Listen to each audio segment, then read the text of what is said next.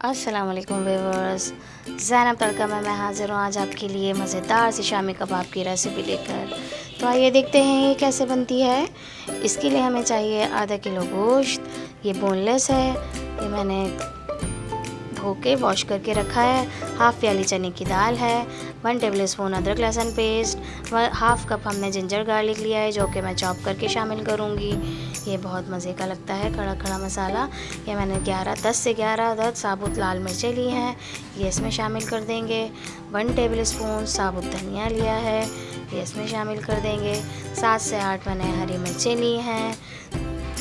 Cinnamon sticks ली हैं, तकरीबन 6-7 अदद हैं। हाफ़ टी स्पून मैंने टर्मरिक लिए, हल्दी ली है। 1 टीस्पून मैंने सॉल्ट लिया है। ज़ीरा लिया है साबुत 1 टीस्पून।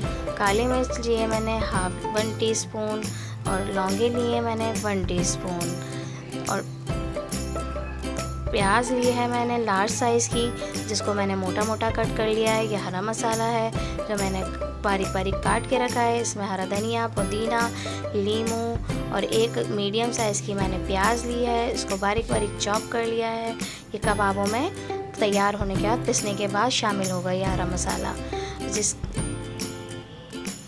एक अदद मैंने अंडा लिया है, ये अंडा भी इस हरे मसाले के साथ कबाब में शामिल कर देंगे हम। तो आइए स्टार्ट करते हैं। तमाम मसालों को हम गोश्त के साथ किस तरह डालते हैं। गोश्त में जिंजर गार्लिक पेस्ट डलेगा, धनिया डलेगा,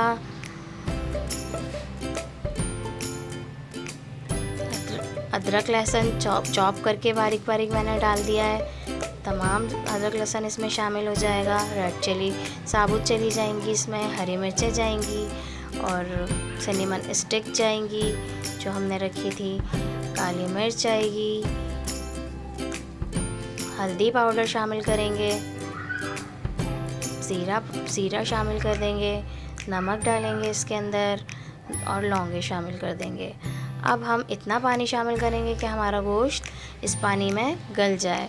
गोश्त हाफ डन हो जाएगा तो फिर हम चने की दाल शामिल कर देंगे। चने की दाल शामिल कर दी थी मैंने गोश्त गलते ही। उसके बाद दोनों मसाले आपस में पक गए, हमें ज़्यादा घोटना नहीं है। ये मसाला हमारा तैयार है। मैं इसको सिल पे पीसूँगी। मसाला हमने थोड़ा खड़ा खड़ा रखा है, दाल को ज़्यादा गलाना नहीं है, बिल्कुल घोटना नहीं है। हमें अच्छी तरीके से इसको पीस लेना है सिल पर। तमाम मसाले मैं सिल पे पीसना पसंद करती हूँ, इससे बहुत अच्छा टेक्सचर आता है कबाबों का। रेशेदार कबाब बनते हैं, बहुत मज़े के कबाब बनते हैं। तो आइए स्टार्ट करते हैं। मैं पीस रही हूँ इसको सिल पर, आपको पीस के दिखाती हूँ ये किस तरह पिसते हैं। मैं तमाम मसाला इसी तरह सिल पे पीसती हूँ हमेशा।